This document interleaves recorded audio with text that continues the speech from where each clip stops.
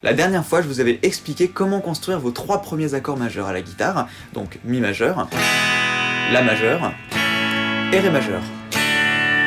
Et bien dans cette vidéo, je vais vous expliquer comment transformer ces 3 accords majeurs en 3 accords mineurs. Vous êtes prêts? C'est parti!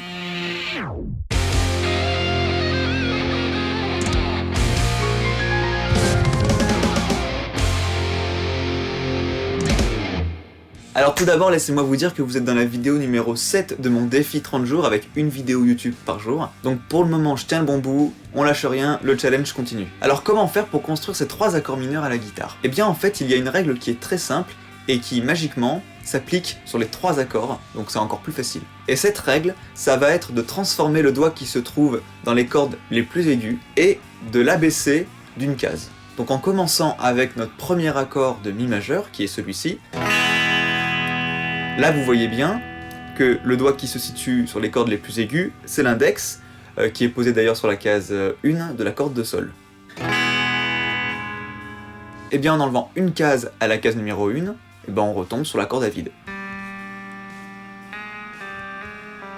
C'est tout. Mais le reste des doigts ne change pas. On avait bien 0, 2, 2, 1, 0, 0. Et là, on se retrouve avec 0, 2, 2, 0, 0, 0.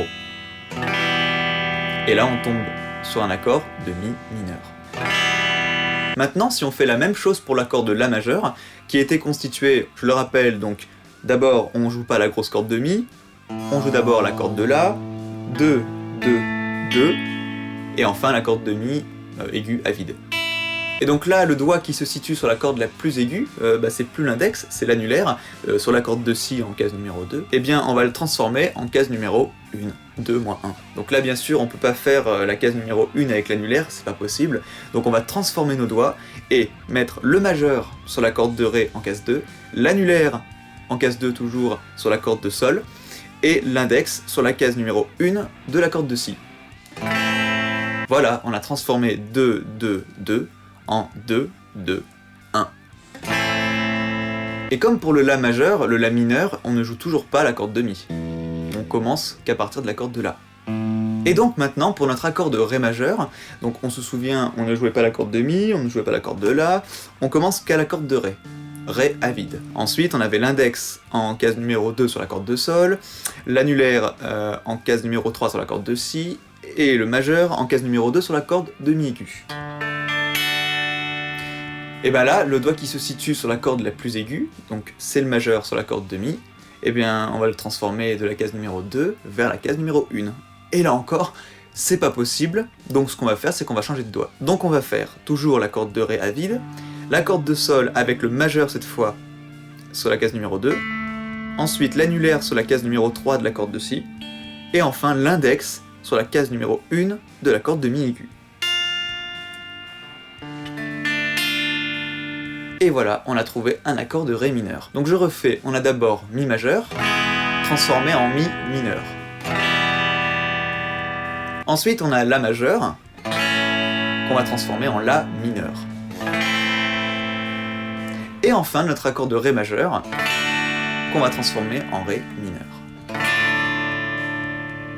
Vous voyez, c'est extrêmement simple à retenir. Alors maintenant, si vous voulez savoir précisément pourquoi on enlève une case sur ces doigts-là, eh bien pour ceux qui maîtrisent un petit peu quelques notions de solfège, il faut savoir que ces doigts-là qui sont posés sur les cordes les plus aiguës correspondent en fait aux tierces de l'accord. Donc un accord parfait, je le rappelle, est constitué de 3 notes, une note fondamentale, une tierce et une quinte. Et comme bien sûr là on joue des accords de 6, 5 ou 4 cordes, forcément qu'une des notes se répète. On rencontre peut-être 2 fois la note fondamentale, peut-être 2 fois la tierce, peut-être 2 fois la quinte, etc. Par exemple pour l'accord de Mi majeur, on a le Mi ici, on a le Mi ici, et on a le Mi ici. On rencontre 3 fois. On a le Si ici, et le Si ici. Et enfin, le seul Sol dièse qui va nous permettre de jouer un Mi majeur, ça va être celui qui se trouve sur la case numéro 1 de la corde de Sol.